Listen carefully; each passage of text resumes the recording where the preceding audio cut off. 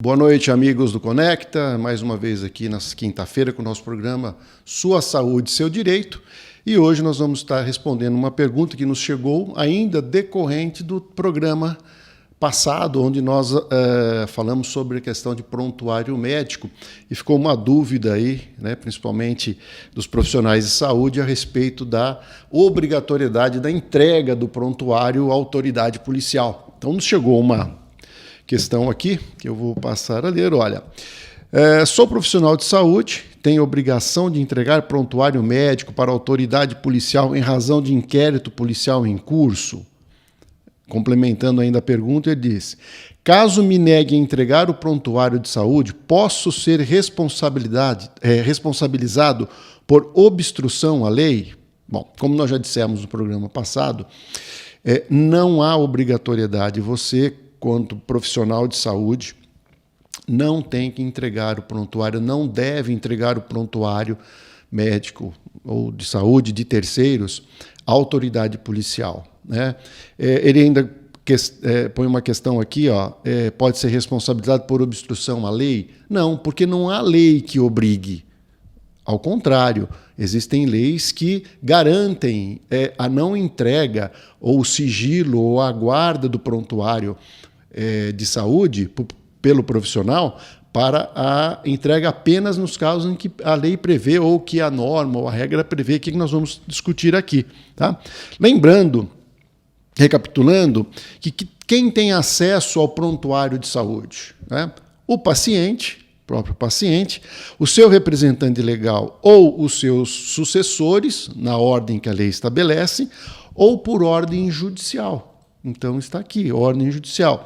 E no caso de uma ordem judicial, o prontuário deve ser entregue à autoridade judiciária ou ao juiz, encaminhado ao juiz. Então, se você tiver uma ordem judicial para entrega, no caso do prontuário, para uma autoridade policial, eu aconselho que você faça a entrega para o juízo recepciona esse documento e faz a entrega para a autoridade policial, respondendo aqui a questão que nos foi colocada, né? A pergunta pode vir, mas por que então só por ordem judicial? Porque a autoridade policial, ela não teria uma autoridade no inquérito policial? Veja bem, quando parte por uma autorização ou uma ordem judicial, já foi avaliado pelo juízo, dentro do devido processo legal, do contraditório, da ampla defesa, a necessidade ou não da entrega desse prontuário, das informações contidas ali. Então foi realmente amplamente discutido. E a parte que, tanto quem requisita e quanto vai fornecer os dados, que no caso é o paciente, ele já teve a oportunidade de se manifestar, contrário ou não. Então já foi discutida essa questão. E para resguardar futuros direitos ou ações que o profissional de saúde possa vir a responder, que ele faça isso somente com determinação judicial. Ok? Vamos lá. Discorrendo ainda mais sobre esse assunto, eu disse da questão legal, nós primeiro temos que ter um Código de Ética Médica, Resolução 2217, que foi alterada pelas resoluções 2222 e 2226. O que ela nos diz? Artigo 89 do Código de Ética Médica do Conselho Federal de Medicina.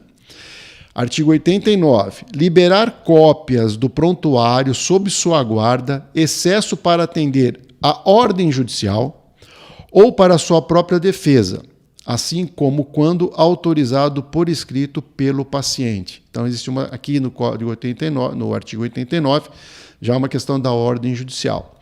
Parágrafo 1º. Quando requisitado judicialmente, novamente o termo, o prontuário será encaminhado ao juízo requisitante. Ok? Parágrafo 2º. Quando o prontuário for apresentado em sua própria defesa, o médico deverá solicitar que seja observado o sigilo profissional. Então, aqui traz o parágrafo 2º, que você pode utilizar o prontuário do paciente na sua defesa, porém, com sigilo das informações somente para o juízo. Então, tem uma excepcionalidade aqui. Via de regra, só com a ordem judicial para terceiros. Ok? Na questão penal, o que nos traz o Código Penal? O artigo 153, não diretamente a questão de prontuário, mas a questão de informações. Olha, artigo 153, divulgar a alguém sem justa causa, conteúdo de documento particular ou de correspondência confidencial de quem é destinatário ou detentor e cuja divulgação possa produzir dano a outrem. Aí no final da explicação eu vou mostrar qual é o tipo de dano que pode ocorrer. Tá? Então existe previsão penal na disponibilização de informações de terceiros. Artigo 154. Revelar a alguém, sem justa causa, segredo de quem tem ciência em razão da defunção, ministério, ofício ou profissão. Aqui entra a questão do profissional de saúde. E cuja revelação possa produzir dano a outrem, sempre causando dano a um terceiro. Artigo 325.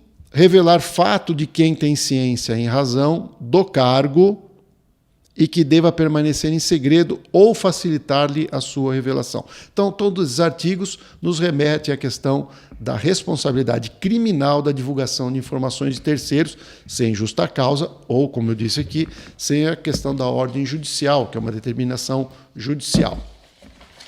Também é importante nós dizermos aqui que vem corroborar com toda essa proteção a Lei Geral de Proteção de Dados, que é uma lei relativamente recente, né, entrou em 2018, uma parte dela depois em 2021, e ela diz também a questão de dados sensíveis. Né? Tem dados pessoais e dados pessoais sensíveis, e aí nos dados pessoais sensíveis que entra a questão de saúde. Então eu vou ler o artigo, né, o inciso 2º, que nos traz essa identificação. Artigo 5º, inciso 2º, dado pessoal sensível. Dado pessoal sobre origem racial ou étnica, convicção religiosa, opinião política, filiação a sindicato ou organização de caráter religioso, filosófico ou político. Presta atenção. Dado referente à saúde ou à vida sexual ou dado genético ou biométrico, quando vinculado a uma pessoa natural. Aqui dá até um pouco mais de amplitude. A gente fala da questão do dado de saúde, e dados, geralmente, a gente reporta mais a questão médica, do prontuário médico é o mais comum. Porém, a gente tem dados aqui, dado genético ou biométrico, um dado genético ou um dado à saúde, uma questão de exames laboratoriais, né? Uma análise genética, enfim, é um pouco mais amplo que isso. Então, atinge todos os profissionais que, de uma maneira ou de outra, cuidam da questão de saúde. Ok? Uma informação também importante, aí cabe mais a questão para os profissionais de saúde, hospitais, estabelecimentos de saúde, clínicas, enfim. Né? Na própria lei da LGPD, artigo 52, inciso 2º, traz a questão da sanção. Então, preste atenção. A divulgação do dado sensível, do tratamento de um dado pessoal sensível de forma ilícita, causa o quê? Multa simples de até 2% do faturamento da pessoa jurídica de direito privado, grupo ou conglomerado. Se for uma empresa estrangeira que estiver no Brasil sediada, é 2% do seu faturamento global. Né? E de um outro estabelecimento nacional também, do faturamento global, tá? Do seu último exercício, excluídos os tributos e tal. Limitado, mas tem um limite de 50 milhões de reais. Então, vocês vejam que a sanção ela é muito pesada, os valores são exorbitantes, porque há um grande cuidado na questão da proteção dos dados, né? A proteção dessas informações pessoais, aí, principalmente as questões sensíveis, que é o que nós estamos tratando aqui. Okay? Então, há essa questão normativa, né? Podemos colocar administrativa do CFM, tem algumas questões criminais e também de proteção da LGPD. E aí, qual é a implicação da divulgação de uma informação de um dado pessoal sensível? Né? Então, eu disse, abrangendo não só a questão médica, tá? Você pode toda a área de saúde. Né? Então, um exemplo que a gente costuma dar para que fique muito claro isso. Então, imaginemos que você fez um exame para detectar uma possível gravidez, ok? E de fato, constate que você tem né, a mulher esteja grávida. É uma informação de saúde, uma informação pessoal e sensível, né?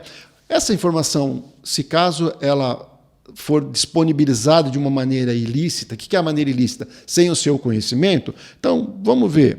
Acontece muito no passado, hoje menos.